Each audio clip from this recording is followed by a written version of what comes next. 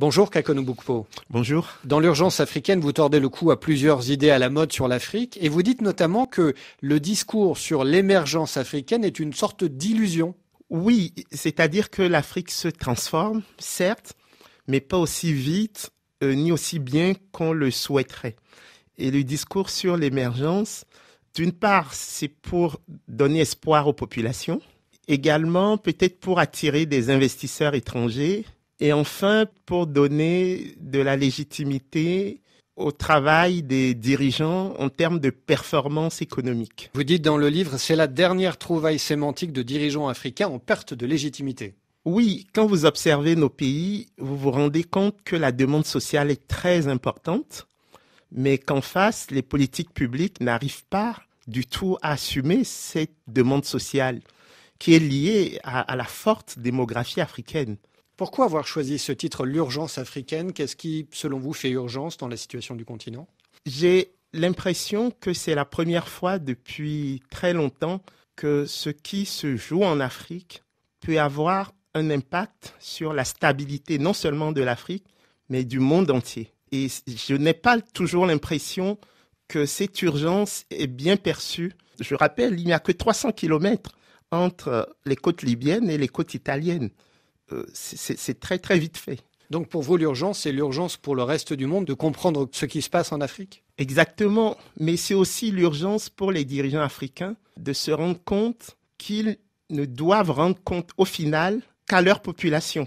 On a l'impression souvent que nos dirigeants rendent compte aux Occidentaux, aux Orientaux, vous voyez un peu le rythme des sommets, et ils ne rendent pas compte aux populations. Mais est-ce qu'ils ne sont pas en train de chercher simplement des partenariats avec ces puissances étrangères? Le développement est un processus endogène. On ne peut pas passer sa vie à aller chercher des investisseurs alors qu'on a tout sur place. On a les matières premières, on a la jeunesse, on a même les terres. Il suffit de mettre tout ce monde au travail. Au lieu de continuer d'exporter les matières premières sans transformation, comme nous le faisons depuis 60 ans, et même plus, nous devrions rentrer dans un autre modèle, c'est-à-dire transformer les matières premières sur place. Ça va nous permettre de créer des emplois, de la valeur ajoutée, des revenus qui vont servir la demande pour une population quand même dont la taille double tous les 25 ans à l'heure actuelle. Vous portez dans ce livre un regard très critique sur les politiques publiques qui sont déployées à l'heure actuelle en Afrique. Vous dites notamment que les politiques sur la bonne gouvernance n'ont pas permis d'améliorer les situations économiques africaines parce que, dites-vous, les réformes qui ont été adoptées ne touchent pas aux vrais ressorts de la mauvaise gouvernance. Quels sont-ils, ces vrais ressorts, selon vous? C'est que vous avez un problème d'absence de légitimité de beaucoup de dirigeants. N'ayant pas été bien élus, ils ne se sentent pas obligés de rendre compte à ceux grâce auxquels ils sont au pouvoir. Quand les dirigeants ne sont pas légitimes, il y a une frénésie d'accumulation pour après. Bon, malheureusement, l'histoire nous apprend qu'après, ils sont rarement en capacité de profiter de ce qu'ils ont mis de côté.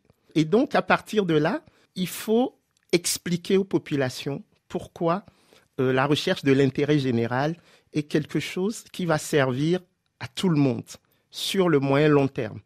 Pourquoi il ne sert à rien d'essayer de s'enrichir à tout prix tout de suite, parce que finalement, collectivement, nous nous appauvrissons.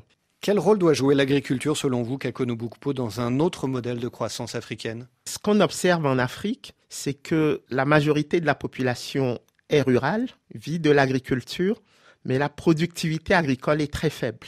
Ce qui fait qu'on n'arrive pas à sortir du cercle vicieux de la pauvreté.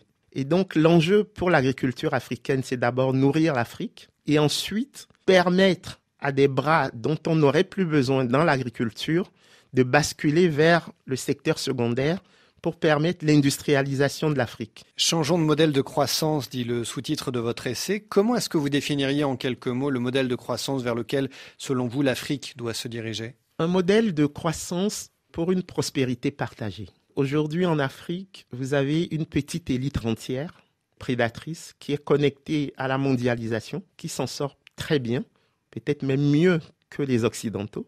Et vous avez des centaines de millions de gens, notamment des ruraux, qui n'arrivent pas à joindre les deux bouts. Et donc, il y a un enjeu non seulement de création de richesses, mais aussi et surtout de répartition équitable de la richesse. Il faut construire des États dans lesquels les populations puissent être sûres d'avoir une communauté de destin. Il faut plus de débats, plus de programmes. Plus de débats, plus de programmes, plus de transparence, plus de redevabilité, plus de contrôle citoyen de l'action publique.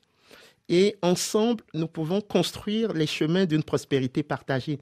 Ce n'est pas très compliqué, mais il faut avoir les gens avec soi. Le développement, c'est d'abord la confiance. Et aujourd'hui, on a l'impression que les dirigeants vivent leur histoire et que les peuples vivent leur histoire. Il faudrait que ce soit la même histoire si on veut vraiment se développer. Kaku Nubukpo, merci. Merci.